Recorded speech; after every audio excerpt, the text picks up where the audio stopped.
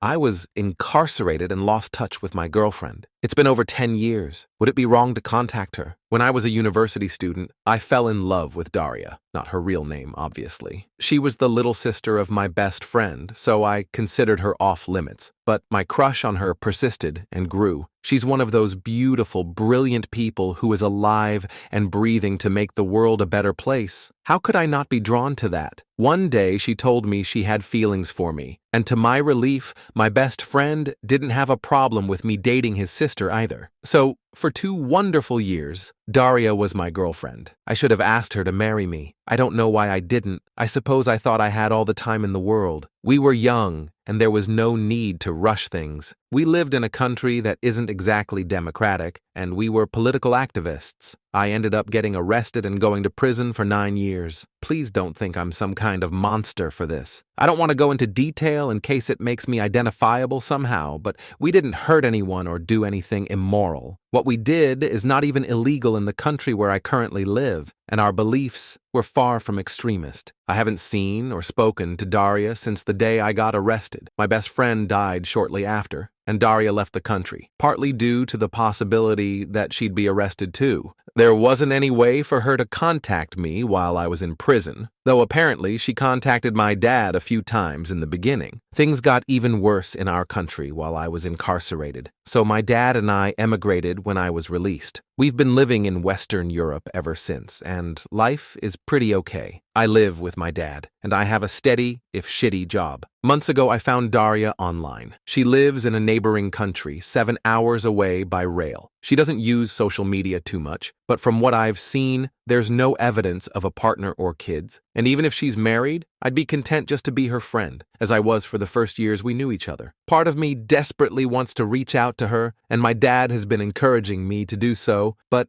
I feel like it'd be too selfish. The circumstances of her brother's death were very traumatic for her, and I'm afraid that I'm just a living reminder of all the bad things that happened to us. And if she does have a partner, would my contacting her offend him and trouble their relationship? I don't want to cause her any more sadness. Time stood still for me while I was in prison, but I know it didn't for her or anyone else. She's done so well for herself, she's built a whole life, and I don't want to derail that life just because I feel entitled to a place in it. She might not even remember me at all, and even if she did invite me back into her life, I'd be nothing but a burden now, owing to my wrecked mental health. We've been apart twice as long as I knew her. Have I even the right to miss her as much as I do? For now, I've contented myself with Googling her name every so often and seeing that she's okay. It just hurts a lot, and I don't know how to make it not hurt. I still love her with everything I have. I probably always will. Should I reach out to her or leave her alone? If I do contact her, what should I even say? Update 1. She responded. First, I want to say thank you to everyone who offered advice or kind words. I had spent so long feeling ashamed about my situation and expecting most people to react very negatively if they knew. I had barely discussed it with anyone before, except my dad and people whose job it is to help me, lawyers, therapists, etc. And I was very surprised to be met with so much compassion from a bunch of complete strangers. Thank you, truly. Several people asked for an update, and that's the least I can do in return. I sent Daria a message the evening after I made my post. It was something like, I don't mean to intrude, but I wanted to say hello and thought I would give you my new contact information in case you ever felt like getting in touch. If not, that's completely fine too. I left her my mobile number and email address, wished her well, and that was that. I knew it might be a while before she responded, if she responded at all, so I tried to put it out of my mind. Early Monday morning, my phone rang. It was an unfamiliar number from the country where Daria lives. Who else would ever be calling me from there? I panicked a little bit, but I managed to answer in time. She asked a few times if it was really me, and I couldn't tell if she was laughing or crying. At first, she called me by the very affectionate version of my name she used to, but then she quickly apologized and corrected herself, which broke my heart a little bit. It was an awkward phone call, but not in a bad way. I was extremely nervous, and it seemed like she was too, but happy also. Some of you mentioned that Daria would want to know that I was safe, and this was more true than I could have guessed. because unrest in my country increased a lot. During the last year I was in prison, she was afraid that they would decide to quietly kill me rather than let me go. There are documented cases of other prisoners like me having met very suspicious ends in the months before my release, so it wasn't a totally unreasonable worry. She also said she repeatedly tried to send me parcels of supplies and put money on my commissary account, but her attempts were rejected without explanation. After my sentencing, I was not allowed to receive correspondence or to have a commissary account at all because of the classification of my crimes,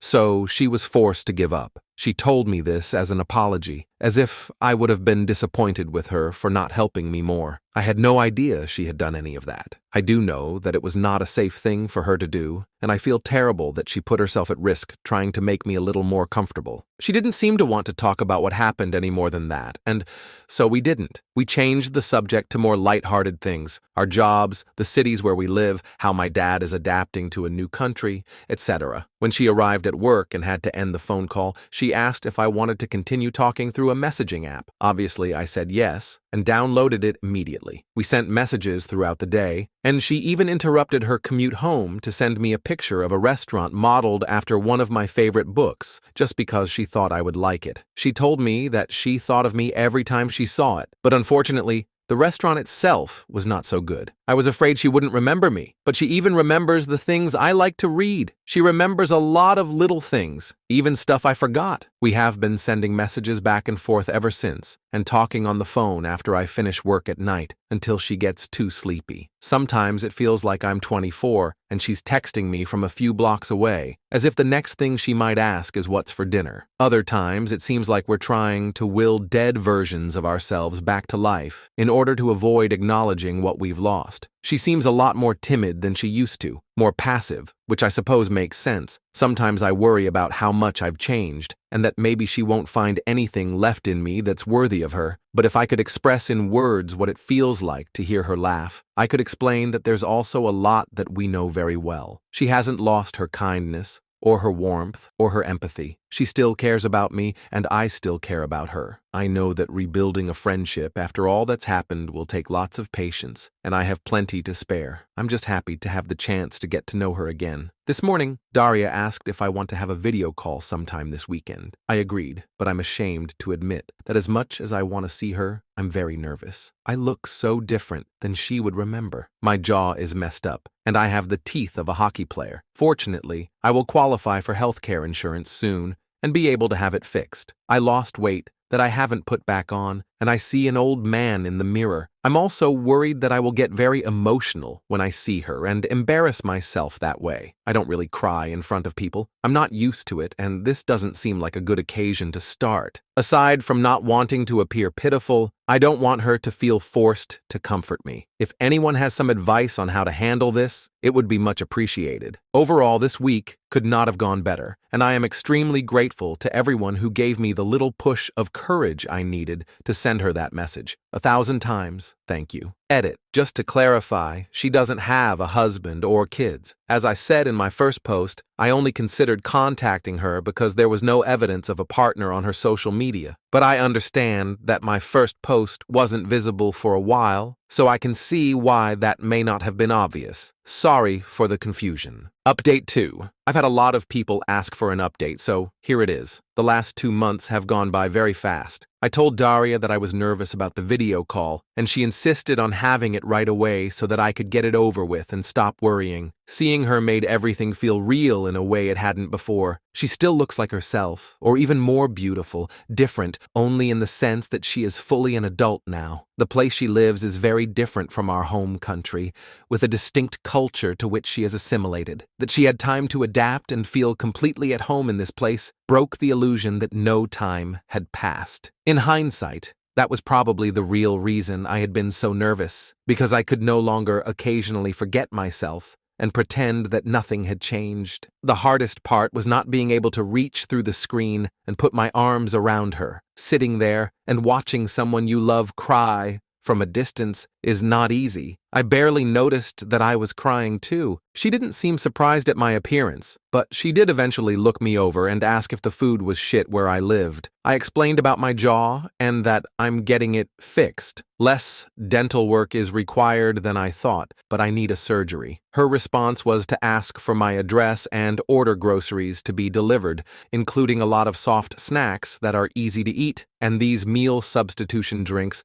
that are actually tasty. She sent them every week since, even though I tell her it's not necessary. When I wanted to pay her back, she laughed at me and said she owed me a lot of food because I had kept her from starving to death in university. I loved being able to cook for her, and I suppose it makes her just as happy to feed me now. We talk every day and have made video calls a regular habit. It does me so much good just to see her face, and the awkwardness is mostly gone now. It's easy to talk to her. Last night, she brought her computer into the kitchen and talked to me while doing the washing up. It's amazing how mundane things like that can make me feel normal and at home in ways I forgot I could. I never thought I'd be that stupidly happy to see someone washing coffee cups. I'm beginning to think that the idea of home as a physical place is a misconception. She likes to send photos to show me where she lives, what her life is like now. She was curious about how things are the same or different here. I didn't want to admit that I don't have much of a life to share back. Going places just didn't seem worth the effort. She is, though. At first, it was very small things. She would send a picture of a pastry she'd bought at a cafe, saying that she thinks her city has better pastries than mine. I would go out and get one so I could send her a photo too. Then it was beer, which city has better parks, interesting architecture, a department store, and so on. I figured out quickly that she was trying to coax me into going out more, but I played along to make her happy. I've seen more of my city in the past month than the entire time I've lived here before. I've been to the art museum and finally joined my colleagues for a beer. Usually I go places for short durations at the less crowded times, but I'm still going, which is something. Daria used to be very sociable, so I thought that whatever happened, at least she wouldn't be lonely. I was wrong. There is a lot she could never tell her friends because they can't relate. They would feel sorry for her and cease to be equal, she says. Our experiences are different, but we are more able to understand each other than other people could. And despite her own burden,